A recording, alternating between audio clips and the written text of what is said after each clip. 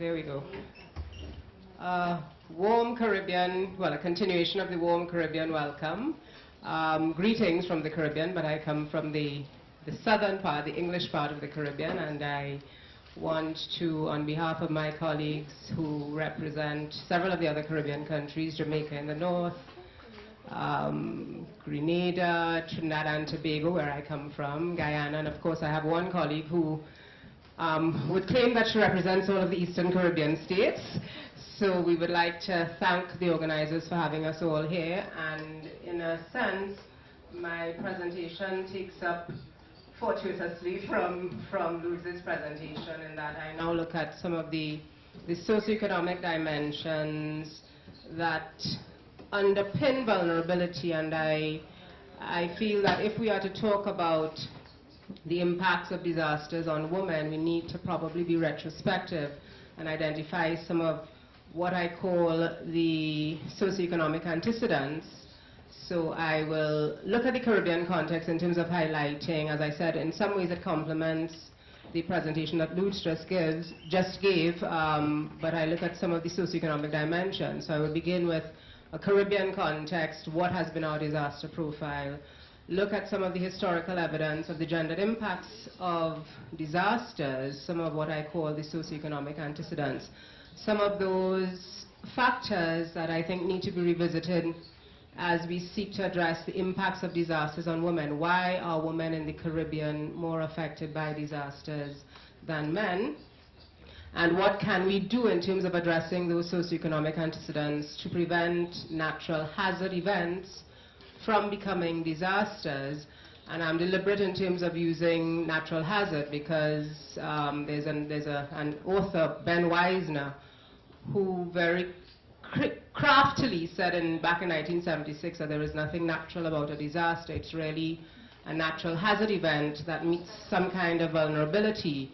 And what we're trying to do is to reduce that vulnerability. And then I will end with some concluding remarks.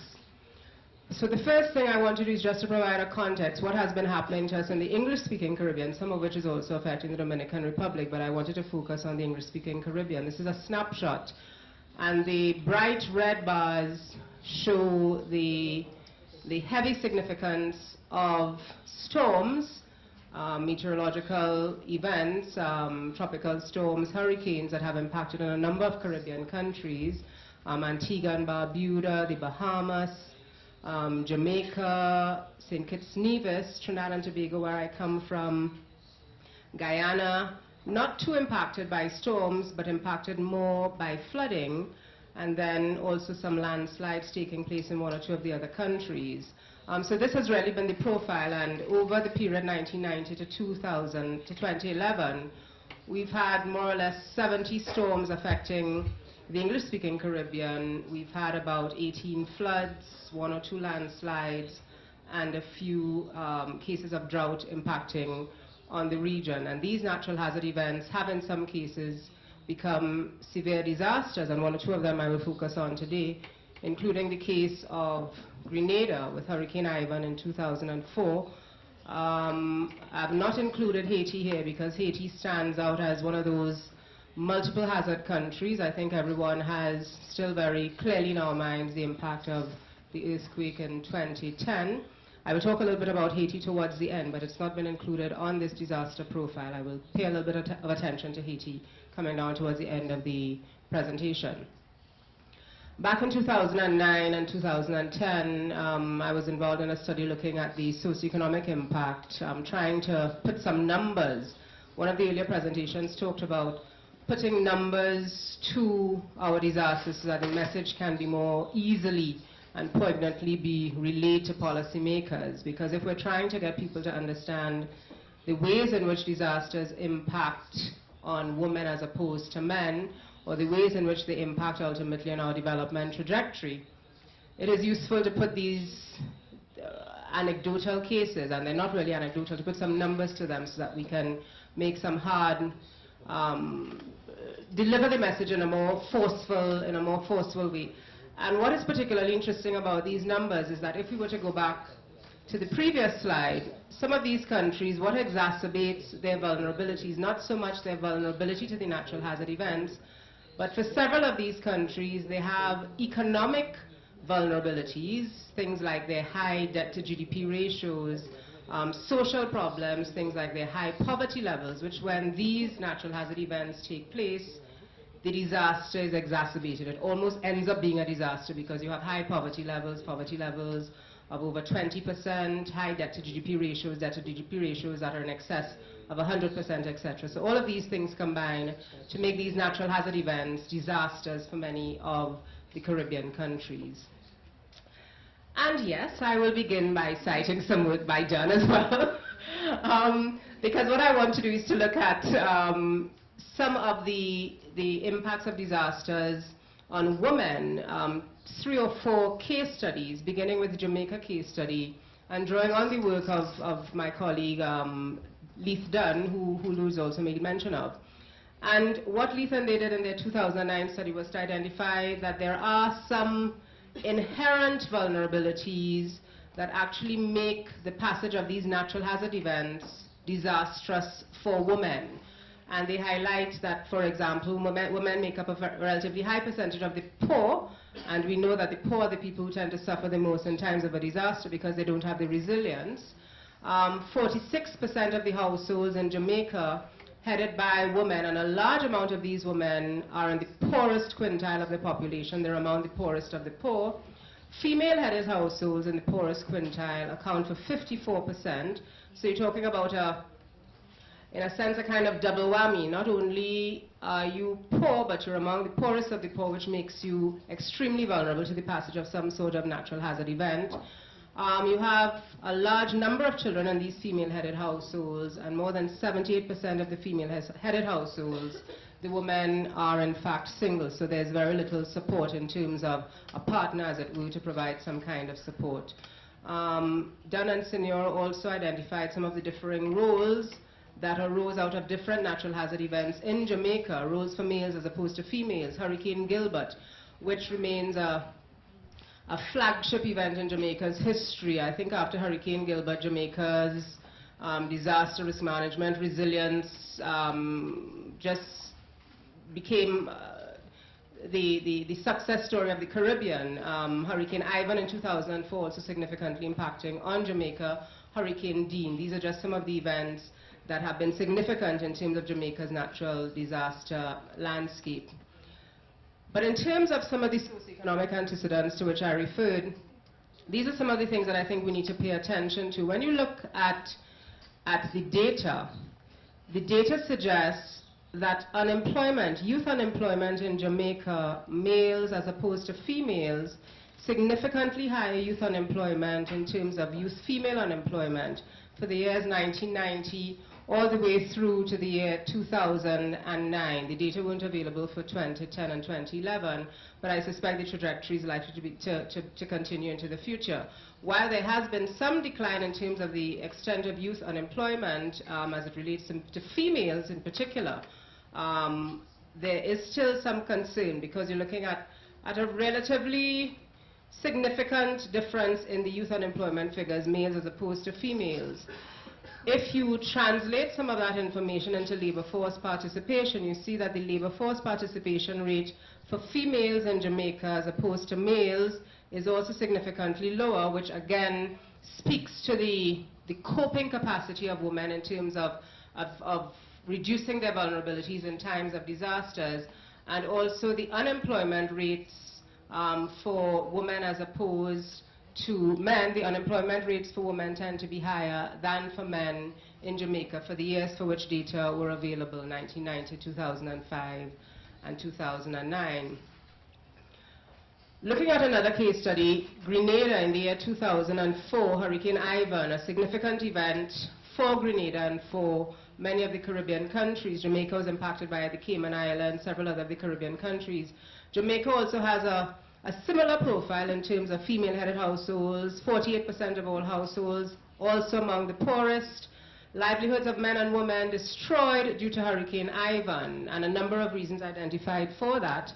The fact that women who worked in the agricultural sector, particularly the nutmeg industry, and for our colleagues who may not be aware, nutmeg is one of the primary agricultural exports in Grenada. Women working in that sector had lost their means of livelihood because they did not have the skills nor the education to allow them to shift occupation. They had been working in the agricultural sector for a long time, and they had little or no skills that allow them to mobilize into other sectors. So when the agriculture sector, when the nutmeg industry was destroyed after Hurricane Ivan, these women found themselves out of a job and out of income that would allow them to deal effectively with the impact of the natural hazard. Construction, men were able to mobilize themselves from agriculture and tourism and go into the construction sector. Housing was damaged, a significant amount of housing was damaged in Grenada. So domestic workers, unable to find jobs, predominantly women as well, women not able to find jobs as maids and cleaners. The men were able to go into the construction sector. The tourism sector, the women were also unable to find additional employment because they were heavily employed in the tourism sector.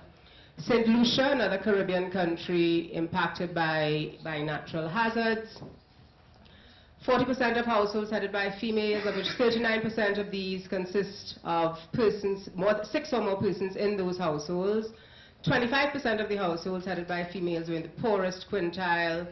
18% of the male-headed households fell into the poorest quintile. So even though the male-headed households also were among the poorest in the country, those headed by females constituted a significantly larger share of persons who were vulnerable in the times of those natural hazards. After Hurricane Thomas in 2011, just last year, women in St. Lucia suggested that they had to be heavily dependent on their male counterparts, fathers, partners, husbands, or brothers, to meet their basic needs because they could not find alternative sources of employment to reduce their vulnerability. A similar picture in St. Lucia in terms of male versus female unemployment. Higher share of female unemployment in 1995 and also in 2000. The data are somewhat dated, but these are what are currently available. Some slight decline in terms of the unemployment, or the data weren't available in terms of the female unemployment, but still significant nonetheless, but also a marked increase in terms of the number of youth male unemployment in St. Lucia between 1995 and 2000, from 28% roughly to about 32%. Some additional data: unemployment by females in the red columns here, significantly higher than unemployment by males. Labor participation rate by the men higher than the female participation in St. Lucia as well, which all speak, as I was saying in the introduction, these are all antecedents that I think when we're talking about the impact, the socioeconomic impact of disasters on women, I think we need to revisit some of these to try and understand what is cause and effect. When the natural hazard occurs, the inherent vulnerability is manifested in terms of the women who become displaced as a result of the disaster. But it goes back to our education system, it goes back to inequalities in terms of opportunities for income generation, employment, etc. Belize, a similar case study in Belize in terms of what is happening with women. This is drawing on Hurricane Dean in Belize in 2007 and the negative impact that it had on women in that country. A similar picture in Belize, not as graphic as many of the other countries identified, but certainly still showing some disparity in terms of access to employment by young women as opposed to young men. Labor participation rate for men significantly outstripping that of women. Unemployment by females in 1995 was as much as 60% compared to unemployment by males, which was about 33% in 1995. No data available for 2008, 2009, and 2010 in terms of unemployment, but certainly as of 2005, it was still double the figure for women as opposed to men in Belize. Between 2008 and 2012, earlier this year, I was part of an IDB study that looked at the impact of disasters on microfinance institutions in a number of Caribbean countries. Barbados, they're listed there, Barbados, Belize, etc., etc. And in total, we surveyed 13 microfinance institutions, which had about, I would say, between 15 to 20,000 clients across all of those MFIs in the varying countries. And these are some of the things that we discovered. The project was not intended to look at the impact of disasters on female micro-entrepreneurs per se, but it was a positive externality that I got from the project, because in going into the companies and having to look at them and having to interface with their clients, I was able to insert on the questions, you know, the number of women who were clients, the number of people who depended on them, the sole source of whether or not they were the head of the household, etc., and what impact disasters had had on their livelihoods. And for the majority of those MFIs that we interviewed, the majority of the clients, more than 80% of their clients were women, and a high percentage, more than 50% of their clients were single mothers. The average loan size was between $30 and $300, and of course that was dependent on the overall economic circumstances of the country. So in Haiti, when we did the work in Haiti, the average loan size was about $25 to $30, as it were. Many of the MFIs indicated that women often lacked the financial resources necessary to escape poverty and social dependency. These women could not go to the regular commercial banks or the regular financial institutions to seek a loan to start a small business because they did not have the capital, they had low levels of education, they were living just above the poverty line or just below the poverty line. These persons did not have enough money to buy adequate disaster risk reduction systems, simple things like shutters, etc. Their homes were built with less than adequate kinds of materials. Many of the clients, particularly the women traders, lost their homes or businesses or both, because for many of them their business was actually conducted at their home. And an interesting vision for one of the MFIs, which always struck me, because as I said at the start of the presentation, I think it's important for us to look at the impact of disasters on women and on men, but I think the focus of the meeting is to look at the impact on women in the context of sustainable development, because to divorce it from that means that we're not helping these women out of poverty and we're not helping them to achieve greater levels of development. So the vision of one of the MFIs that we worked with was to provide the means for all, even the poorest, to participate in the economic development of the country. This particular MFI had as its target group women, and they said in their mission that you can't just give a woman a loan and send her on her way, but you have to accompany her on her journey out of poverty. And I felt that that is really what we're trying to accomplish. We're trying to ensure that as disasters or as natural hazards impact on vulnerable communities and they become disasters, that in the way forward, we not only build resilience to these natural hazards, but we also ensure that there is economic development and sustainable economic development in that context. So some concluding remarks. An effective sustainable development strategy must incorporate an assessment of vulnerability to natural hazards, and we have to integrate risk and vulnerability reduction measures into development planning. And I want to add in here, and it's not an afterthought, it's just that I tend to think of them as an integrated approach, so I often don't separate the issues. We also have to talk about climate change adaptation. I think Elaine was making the point in her presentation that we often treat, and it's something that came up in the Caribbean Roundtable when we had our meeting a couple of weeks ago.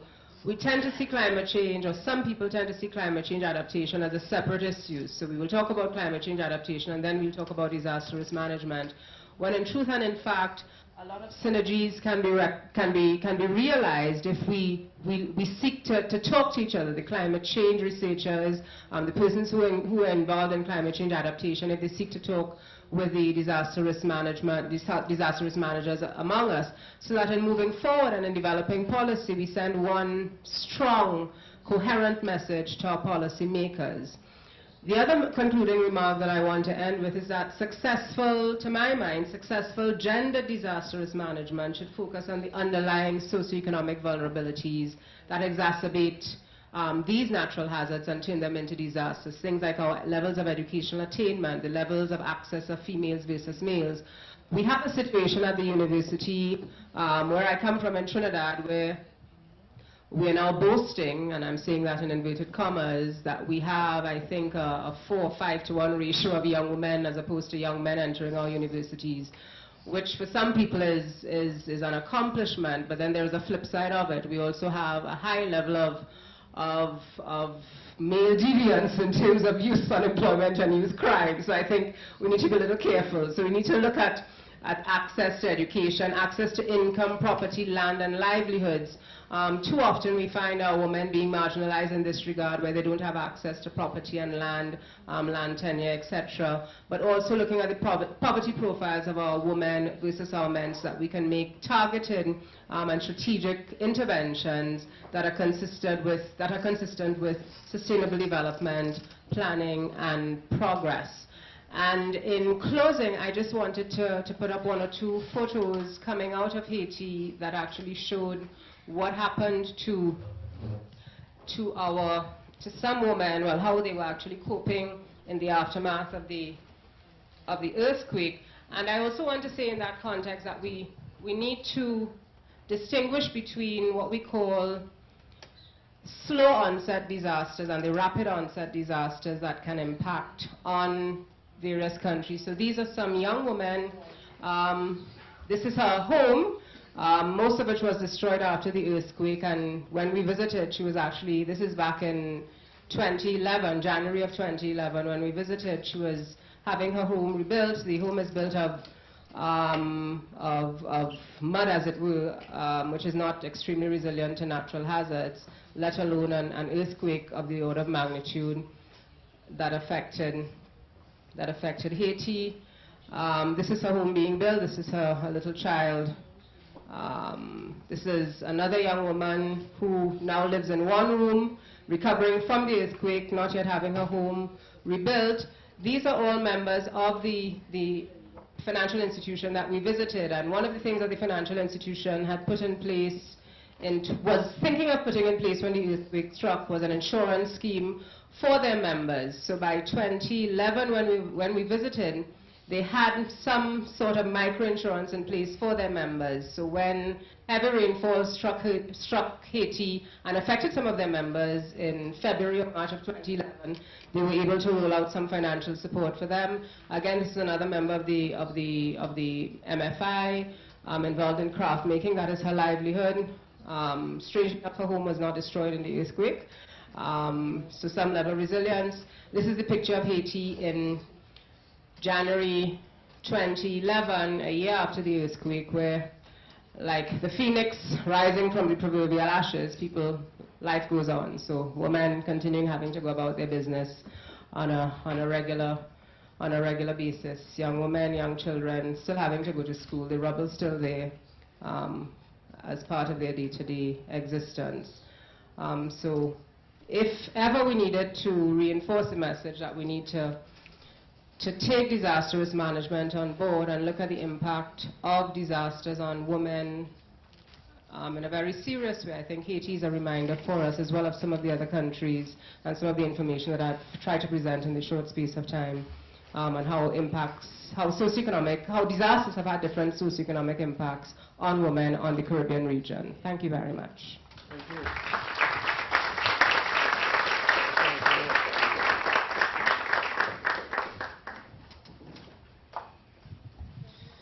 Bueno, muchísimas gracias a la doctora Marlene Attz. Vamos a pasar ahora a la sección de preguntas y respuestas.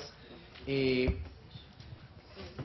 estén interesados, por favor, pueden dirigir sus preguntas. Vamos a invitar a que pasen al frente a la doctora Rosa Sánchez y la doctora Elaine Enerson, para que todo este panel de expertas en el tema de género y desastre pueda responder a sus preguntas.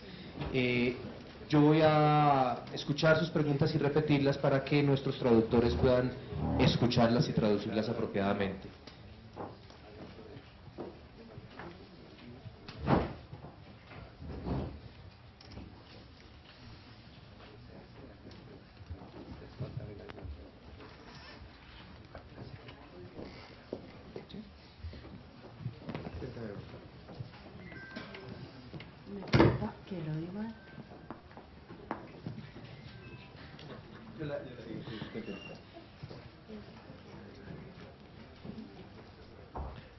preocupa que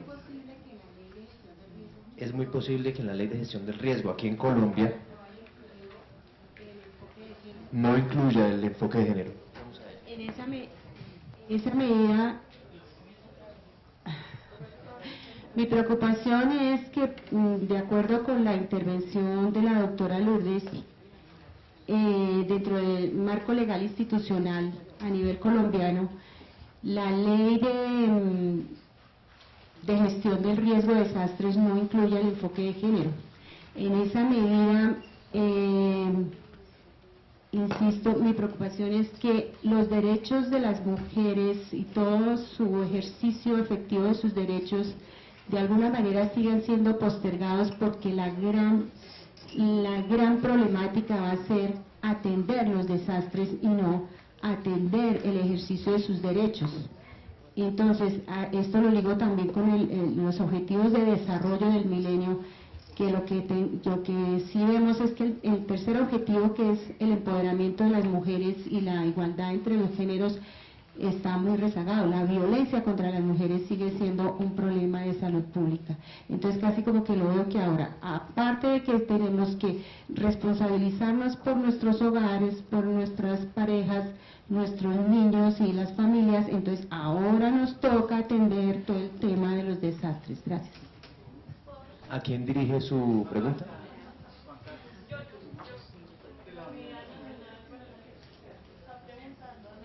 Sí. Responde entonces la Unidad Nacional para la Atención de Desastres. Buenas tardes. Digamos que el enfoque de género sí está dentro de la política de gestión de riesgo de desastres.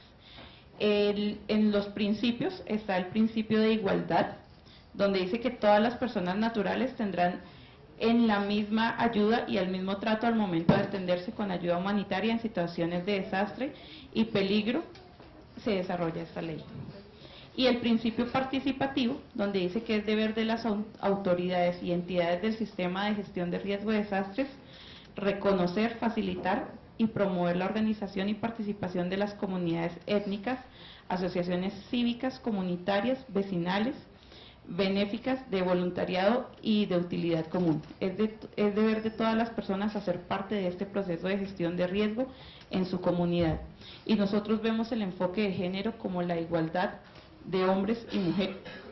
Entonces, nosotros no estamos viendo a la mujer como la persona vulnerada dentro de la comunidad, sino le estamos dando la equidad a ponerla a la misma altura y a atenderla igual que como se haría con cualquier otra comunidad, y eso fue claro en el discurso del doctor Carlos Iván Márquez en la apertura del evento.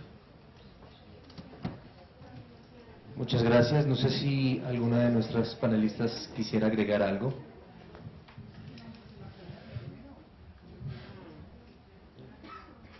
Ronda de preguntas entonces.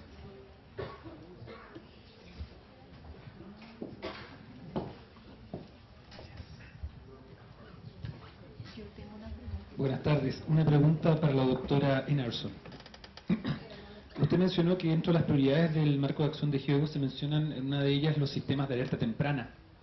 Y una de las recomendaciones dice crear sistemas de alerta temprana que incorporen el enfoque de género. En su experiencia internacional, ¿podría darnos algunos ejemplos de esto?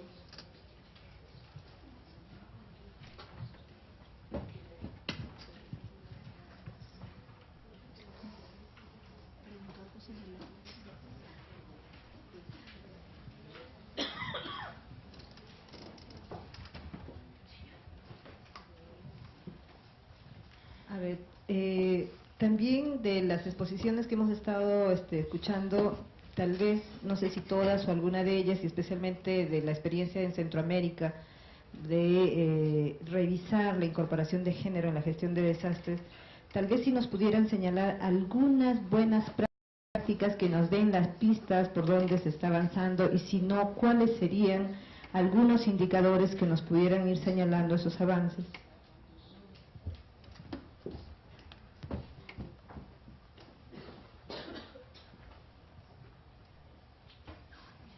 Pasamos entonces a las respuestas. Bueno, empecemos por la última, que habla de Centroamérica. Yo voy a tomar eso, voy a intentar algo para quien preguntó por experiencias internacionales en términos de sistemas de alerta temprana, y una referencia al tema del marco legal. Respecto de Centroamérica, más que hablar aquí de las experiencias, y este no es un comercial, el día de mañana vamos a tenemos ordenadas las presentaciones de buenas experiencias, haciéndoles, digamos, como una ubicación respecto a las cuestiones del marco de Hyogo. Porque efectivamente la mayoría de países se adscriben a lo que salió de ese marco. Así que más una invitación a que vean las presentaciones del día de mañana. Quizás ahí con más propiedad podemos contestar esta cuestión de buenas prácticas. Quizás yo creo que el saldo negativo está en que de esas buenas prácticas hay conocimiento, hay construcción de propuestas muy concretas que sirven, por ejemplo, para aplicar adecuadamente el enfoque de derechos humanos, pero que no son aprovechadas adecuadamente. Y entonces me amarro a la cuestión de marco legal. Yo entiendo que quien está en una institución, y así lo dicen las leyes, casi todos los países de América Latina tenemos la misma herencia en términos de leyes, o sea, casi todos los abogados y las abogadas mencionan con mucha emoción el derecho romano, por ejemplo, y tenemos una herencia también muy eurocéntrica en términos de cómo construimos nuestras instituciones. Por eso es que creo que muchas veces no responden a nuestras especificidades. Y creo que ese es uno de los retos. Cuando Lourdes aterrizaba muy correctamente en el tema de la inversión pública, se está refiriendo a eso también, ¿verdad? En fin, yo digo que un paso inicial es poner las cosas en los marcos legales, definitivamente. Pero creo que el problema es cómo las instituciones llevan a la práctica eso. Y déjenme poner un ejemplo muy sencillo. Si alguna demanda hay hacia los mecanismos de la mujer en los distintos países, no importa que sean secretarías, institutos o ministerios, es cómo ellas cumplen con su mandato de apoyar a transversalizar el género en el quehacer de las demás instituciones. Y ahí yo creo que yo respeto mucho la idea de que un primer paso es poner las cosas en los marcos legales. Por cierto, si no, de todos modos no las podemos hacer. Un funcionario público debe hacer lo que la ley dice que tiene que hacer, contrariamente a las felices ciudadanas y ciudadanos que podemos hacer lo que la ley no nos prohíbe. Eso es una cosa que yo creo que es importante. Entonces, nosotros entendemos que los esquemas regionales nos dan un apoyo político, pero que lo que se debe hacer como reto en la dimensión nacional es construir capacidades que nos permitan cumplir con lo que dice el marco legal, porque la mayoría de casos que analizamos es que está en el marco legal, pero no aterriza. Es difícil. O sea, no es una evaluación y no es un reclamo, es constatar en la práctica lo difícil que es llevar hasta la dimensión donde está el daño, eso que está enunciado apropiadamente en un marco legal. A mí me parece muy linda la pregunta de los sistemas de alerta temprana. Ahora aclaro que este no es un comercial, pero en la página de GDNLAC hay colgados un par de documentos que hablan de evaluaciones en Centroamérica. Ahí es donde yo tengo una primera experiencia de cómo las mujeres hemos entrado en los sistemas de alerta temprana, en su manejo, en su gestión adecuadísima, porque tenemos una mirada tal que no tenemos la cabeza anclada en la emergencia. Para nosotros, lo cotidiano es también un motivo de atención. Y entonces hay ejemplos fabulosos de cómo las mujeres son capaces de utilizar sistemas de alerta en lo cotidiano. Eso significa una mujer embarazada que necesita un transporte, entonces utilizamos los radios para ver quién en otra comunidad tiene un pick-up y un vehículo, perdón, que pueda llegar a alguna comunidad y que nos permita eso. O sea, es una lección aprendida de cómo los sistemas de alerta temprana tampoco deben quedarse anclados en la emergencia. Y esa es una lección aprendida desde las mujeres. Pero creo que hay otra que sirve a todas las que estamos aquí, porque normalmente cuando se instalan los sistemas de alerta temprana, los técnicos y las técnicas de las instituciones, con toda su buena voluntad, lo primero que buscan son líderes comunitarios. Pero en un sistema patriarcal, los liderazgos visibles son masculinos. Sin embargo, las mujeres, con la sabiduría que les caracteriza, sobre todo las que están conviviendo con el riesgo, y que además tienen una capacidad que nos supera en mucho a este mundo de las que estamos aquí, que somos en buena medida mujeres que nos vemos como académicas, con un bagaje teórico impresionante. Ellas son capaces de mezclar 1, 2, 3 cosmovisiones, 1, 2, 3 paradigmas, y moverse ahí, aún en ese escenario terrible que es de convivencia con el riesgo. Los sistemas de alerta tampoco han retomado eso, porque además vivimos en un mundo que premia lo técnico. Entonces, no hay un reconocimiento a cómo las mujeres en la dimensión local han aprendido a manejar el dato técnico y enviarlo a las instituciones. Paradójicamente, la mayoría de sistemas de alerta temprana no logran avisar en tiempo real. Pero claro, eso es un discurso técnico, porque se supone que el dato que se levante en lo local debe llegar a lo nacional primero, porque la ley dice que son autoridades de dimensión municipal, por ejemplo, eso está en algunos códigos municipales, son los únicos que están autorizados para dar la alerta. No quiero decir que las mujeres ahora van a dar la alerta, solo digo que en aplicación de un dato técnico, el aviso va hasta arriba, pero después no llega en tiempo real a la comunidad. Y termino diciendo, los sistemas de alerta en donde las mujeres han demostrado enormes capacidades no son solo sistemas de alerta temprana. También son sistemas de alerta oportuna, por ejemplo, frente a la cuestión de los incendios forestales. Y eso es parte, aquí termina la que digo que no es un spot publicitario. También ahí en el espacio de la red van a estar colgadas o subidas, ese no es mi tema, no sé cómo se dice, las 30 buenas experiencias que salen de las consultas subregionales que nos llevan a los temas de este taller. Y finalmente, para sistemas de alerta temprana por inundación, yo creo que ni siquiera hemos terminado de aprender cómo estimulamos la participación en la dimensión local para este tipo de instrumentos, que ya, como dice en mi país, yo soy de Guatemala, los eventos nos comen el mandado, porque ahora deberíamos tener la capacidad de implementar sistemas de alerta frente a eventos que son eventos extremos explicados por la variabilidad climática. Aquí está la dirección de GDN, pero igual nosotras estamos en la mejor disposición de atender ciertas dudas. Perdón por la referencia personal, pero puedo darle acceso a un sistema de alerta temprana en Mozambique, donde ya está participación de mujeres con aviso en tiempo real frente a inundaciones que tienen que ver, que se pueden explicar perfectamente por una amenaza antrópica, es decir, inundaciones que están determinadas por crecidas rápidas, por apertura de compuertas, además de por lluvia, cuya intensidad y periodicidad está definida por cambio climático.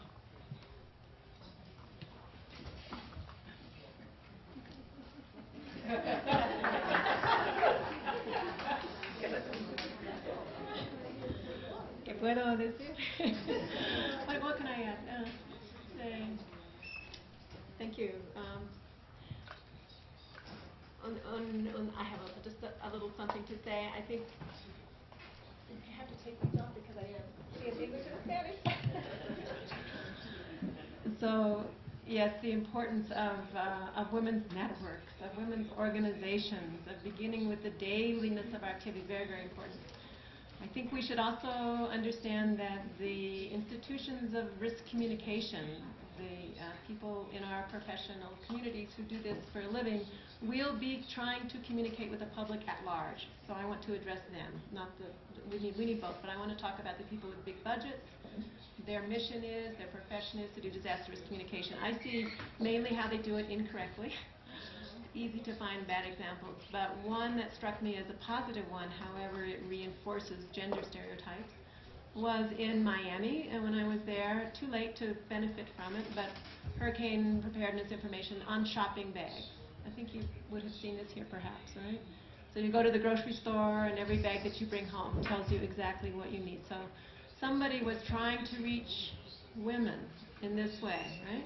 Didn't reach me, but a negative example of trying to reach women came from Canada. I mention it because it was very progressive. The utility, the power utility, was trying to warn people that there would be power outages, to be very careful of that energy. So they adopted a disaster movie theme for the big, huge billboards that they had around the town. So think about the disaster movies we've seen, right? What is the subtext of a disaster movie, right? I mean, it's the women in trouble, the women flailing, the women helpless, and in this case, the big billboard showed a woman walking down into her basement with a big, huge shadow behind of a man in a very darkened space. So a very frightening, very traditional image. A good example of a good idea gone bad, right? Of a good idea gone bad. I think that using radio is extremely important, so I think a good risk communication strategy would work through women's radio stations, not just through radio, because we have learned from research, women use radios differently. Women can often not control the use of radio, but women-led community radio, FIRE here in Latin America, and the African stations are so important there. But also sporting, again, all of these reinforce traditional roles. This is my hesitation, and I hope the next generation of risk communicators who bring a gender lens will help us be more creative. How can we get around this? But obviously sports, the same way that we sell beer to men, sorry, I think it happens in Latin America too, is going to be around sporting events. So I think this is a very good opportunity for us to reach men with messages that are written and presented by powerful men, for example, very successful soccer players or whatever, about how really stupid it is to go back into an area that's been declared off bounds in an evacuation, for example. It's one of the ways that men get so hurt, because they go back in, they evacuate late, they break the rules, they go back in. If we had more men in kind of high status positions within sporting or entertainment, I think perhaps that would be another way of reaching men. It's a very top down, but I think we need the both of them. We need to recognize that this will be going on. It's more, but thanks for the question. It's a good one. I just wanted to add that we need to really be more creative about using the social media that we have in different ways. I am so retrograde, but I know that there are people in this audience and people you know, right, who know how to use them and can anticipate how can we communicate in 10 years. You know? We should be thinking now.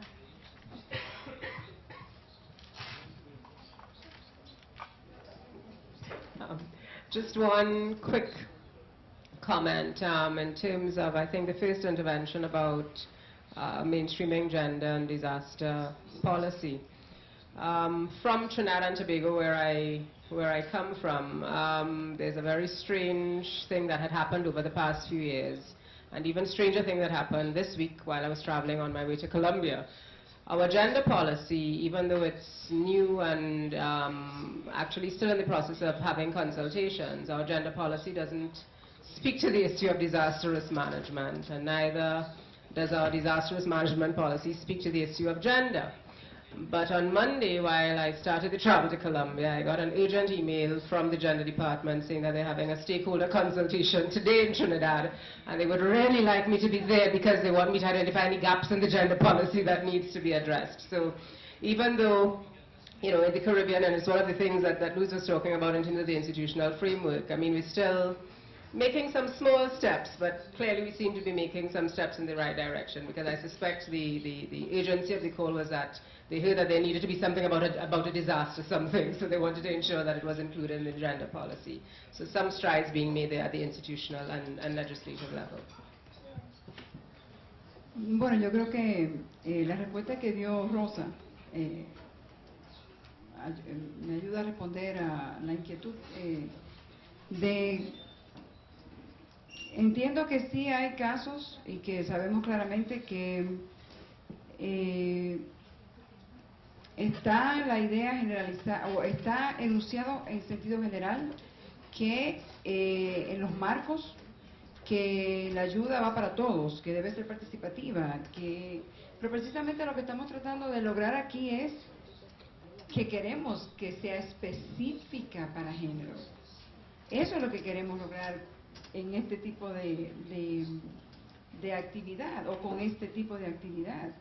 No que nos quedemos en marcos generales que terminan pudiendo ser muy ambiguos y que un poco se quedan en que cada quien actúe según lo interpreta.